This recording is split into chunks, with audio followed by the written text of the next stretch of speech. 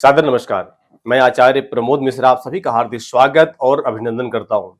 दर्शकों, अक्सर हम लोग ये सोचते हैं कि बच्चा पढ़ रहा है, पढ़ाई में मन लग रहा है या कई बार होता है कि मन नहीं लग रहा है और कई बार ऐसा होता है कन्फ्यूजन में हो कि आखिर हम आज अभी 9वीं में हैं, 10वीं में जाएँगे, 10वीं के बाद हम किस लाइन में जाएँगे, हमें क्या करना चाहिए? क्योंकि यही एक जड़ है, यहीं से हम निर्णय लेते हैं कि हमें किधर जाना है, किस लाइन में जाना है, किस क्षेत्र में जाना है, तो ये चुनाव कैसे हो? ये कैसे पता लगे हमें कि हमें क्या करना चाहिए? और ये बहुत बड़ी चिंता होती है अभिभावक के लिए, माता-पिता हैं, ये उनकी चिंता चिंता होती है कि आखिर हमें क्या करना चाहिए?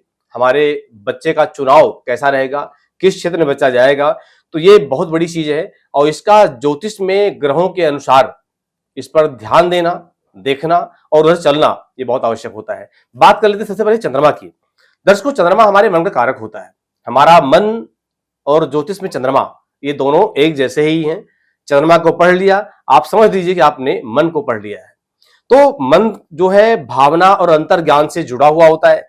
किसी व्यक्ति की कुंडली में हमें चंद्रमा को देख करके उसके बारे में हम समझ लेते हैं। जैसे कि मान लिया उदाहरण है कि अगर चंद्रमा किसी का भी हो, लग्न में बैठा हो, पंचम या नवम में बैठा हो और चंद्रमा की डिग्री 3-4 डिग्री का चंद्रमा हो, तो समझ लीजिए कॉन्फिडेंस से कि वह व्यक्ति मन से एक भावुक और बहुत इमोशनल होगा और जिसका चंद्रमा मजबूत है, अच्छी डिग्री में है, अच्छी राशि में बैठा हुआ है, वृषभ का चंद्रमा है, सिंह का चंद्रमा है, ऐसा व्यक्ति कॉन्फिडेंस से बहुत अच्छा होता है, मनोबल उसका बहुत अच्छा होता है और जिस भी सब्जेक्ट में निर्णय करना चाहे वह कर लेगा, कोई डाउट नहीं है, ये क्लियर है, वो कर ही पाएगा, कर लेगा, उसमें कोई दिक्कत नहीं होती।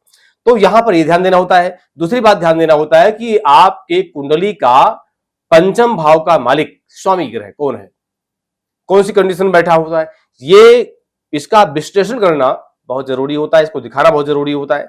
अच्छी शिक्षा लेने के लिए, अच्छे विषय को चुनने के लिए पंचमेश या पंचम भाव इन दोनों को देखना बहुत जरूरी होता है। तीसरी बड़ी बात यह है कि आपके कुंडली का गुरु कैसा है। गुरु मतलब ज्ञान, गुरु मतलब विद्या, गुरु मतलब संस्कार, गुरु मतलब उच्च शिक्षा। तो गुरु कैसा है ऐसा भी देखना बहुत जरूरी होता है। गुरु अगर बहुत अच्छा है, गुरु का संबंध पंचम भाव से है, गुरु का संबंध पंचमेश से है, तो समझ लीजिए कि अच्छी शिक्षा, अच्छी उन्नति जीवन में होने वाली है। तो चौथी बड़ी बात यह है कि नवम भाव और नवमेश, ऐसा क्यों कह रहा हूं मैं? ऐसा इसलिए कह रहा हूं कि नवम भाव है आपका भाग्य, नवम भाव आपका धर्म। अगर भाग्येश आपका बहुत अच्छा है, भाग्येश के साथ सूर्य का संबंध है, भाग्येश के साथ गुरु का संबंध है, तो आपको अच्छी शिक्षा और अच्छा सब्जेक्ट, जिस सब्जेक्ट में आप आगे बढ़ना चाहेंगे आप बढ़ जाएंगे। और छठी बड़ी बात यह है कि बुध ग्रह कैसा है आपका। बुध भी आपके विद्या बुद्धि का कारक माना जाता है और अच्छी शिक्षा, अच्छी उन्नति के लिए, अच्छी बुद्धि के लिए, अच्छी बुद्धि विकास के लिए बुध का होना बहुत अच्छा माना जाता है। तो दर्शकों, इस तरह से हम निर्णय करते हैं कि जो है ग्रहों का बल कैसा है, किस तरह का है। और सबसे बड़ी बात आपको बता रहा था पंचम भाव के बारे में, तो पंचम भाव आपके रोजगार का भी भाव होता है, आपके बिजनेस का भी भाव होता है।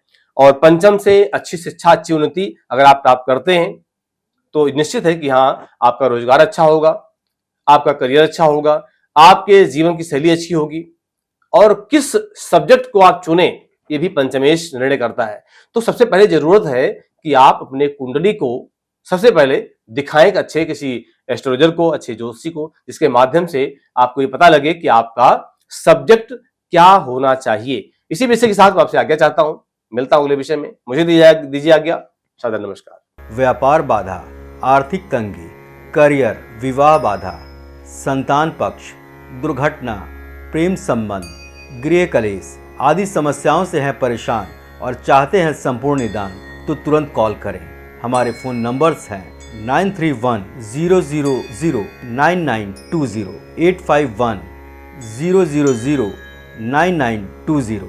हमारे यहाँ वैदिक ब्राह्मणों के द्वारा सभी प्रकार के पूजा पाठ, कर्म कांड, यज्ञ, अनुष्ठान, विवाह, गृह प्रवेश, काल सर्प दोष और नवग्रह की पूजा कराई जाती है।